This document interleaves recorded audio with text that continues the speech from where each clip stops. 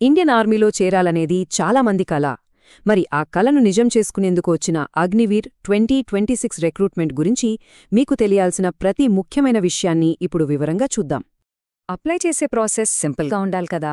అందుకే ఈ నోటిఫికేషన్లో ఉన్న ముఖ్యమైన తేదీలు, కావాల్సిన అర్హతలు, ఇంకా సెలెక్షన్ ప్రాసెస్ ఏంటి, వీటన్నిటినీ స్టెప్ బై స్టెప్ చూసేద్దాం. సరే, టైం చాలా ముఖ్యం కదా. కాబట్టి అన్నిటికన్నా ముందుగా ఈ రిక్రూట్మెంట్కి సంబంధించిన ముఖ్యమైన తేదీలు, డెడ్లైన్స్ ఏంటో చూద్దాం. ఈ డేట్స్ చాలా జాగ్రత్తగా నోట్ చేసుకోండి. ఫిబ్రవరి 13న అప్లికేషన్స్ ఓపెన్ అవుతాయి. ఏప్రిల్ 1కి క్లోజ్. ఒక్క రోజు కూడా లేట్ చేయొద్దు, ఎందుకంటే ఆ తర్వాత జూన్లోనే ఎగ్జామ్స్ ఉంటాయి. ఇక అప్లికేషన్ ఫీజు విషయానికి వస్తే ప్రతి ఒక్క అభ్యర్థి ₹250 చెల్లించాల్సుంటుంది. ఇక్కడొక ఇంట్రెస్టింగ్ పాయింట్ ఏంటంటే, ఈ ఫీజు అందరికీ ఒకేలా ఉంటుంది. అంటే జనరల్, ఓబీసీ, SC/ST ఇలా ఏ కేటగిరీ అయినా సరే ఫీజు మాత్రం సేమ్.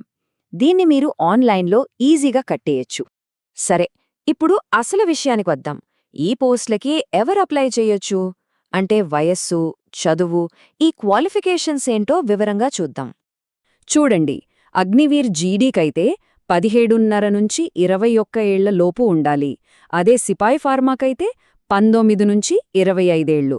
ఇక్కడ గుర్తుపెట్టుకోవాల్సిందేంటంటే, జులై 1వ తారీఖు 2026 కల్లా మీ వయస్సు ఈ లిమిట్స్లో ఉందా లేదా అనేది చెక్ చేసుకోవాలి. ఇది చాలా ఇంపార్టెంట్. అగ్నివీర్ టెక్నికల్ పోస్టుకు అప్లై చేయాలనుకుంటే మీరు సైన్స్ గ్రూప్తో ఇంటర్మీడియట్ పాస్ అయి ఉండాలి. అగ్రిగేట్లో కనీసం 50% మార్కులు ఉండాలి. లేదా ఇంటర్తో పాటు 1 ఏడాది ఐటీఐ కోర్స్ చేసినా కూడా మీరు ఎలిజిబులే. ఇక ట్రేడ్స్ మ్యాన్, జనరల్ డ్యూటీ పోస్టుల విషయానికొస్తే చదువులో ఒక చిన్న తేడా ఉంది, కానీ చాలా ముఖ్యమైనది. ట్రేడ్స్ మ్యాన్కు జస్ట్ 10th పాస్ అయితే సరిపోతుంది. కానీ జనరల్ డ్యూటీకి మాత్రం 10thలో కనీసం 45% మార్కులు వచ్చి ఉండాలి. ఇది మర్చిపోవద్దు. ఆర్మీ అంటేనే ఫిజికల్ ఫిట్నెస్ కదా. మరి అగ్నివీర్ జీడీకి కావాల్సిన ఫిజికల్ స్టాండర్డ్స్ ఏంటో ఇప్పుడు చూద్దాం. అగ్నివీర్ జీడీ పోస్టుకు మినిమం 169 సెంటీమీటర్ల ఎత్తుండాలి. ఛాతీ ఏమో 77 సెంటీమీటర్లు, గాలి పీల్చినప్పుడు మరో 5 సెంటీమీటర్లు పెరగాలి. ఇక రన్నింగ్ 1.6 కిలోమీటర్ల దూరాన్ని 5 నిమిషాల 45 సెకండ్లలో పూర్తి చేయగలగాలి. ఈ నంబర్స్ చాలా కీలకం. అయితే ఒక్క రన్నింగ్ పాస్ అయితే సరిపోదు. పులప్స్ తీయాలి, 9 అడుగుల గుయ్యని దూకాలి, ఇంకా జిగ్జాగ్ బ్యాలెన్స్ టెస్ట్ కూడా క్లియర్ చేయాలి. ఇవన్నీ మీ ఓవరాల్ ఫిజికల్ ఎబిలిటీని టెస్ట్ చేస్తాయన్నమాట. ఇందాక మనం రన్నింగ్ గురించి చెప్పుకున్నాం కదా.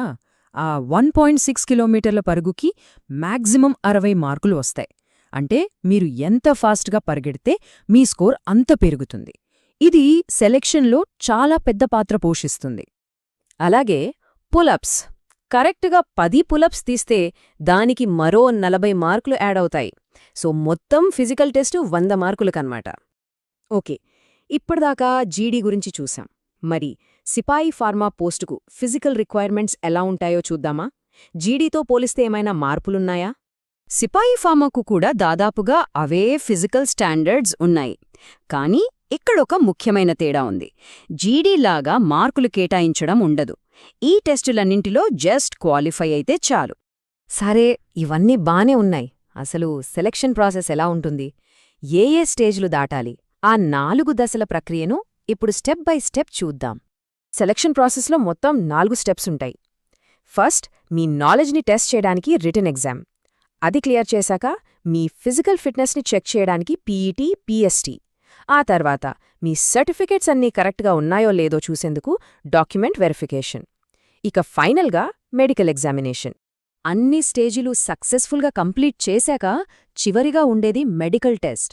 ఆర్మీలో సర్వ్ చేయడానికి మీరు శారీరకంగా, మానసికంగా కంప్లీట్గా ఫిట్గా ఉన్నారా లేదా అనేది ఈ టెస్ట్ ఫైనల్ చేస్తుంది.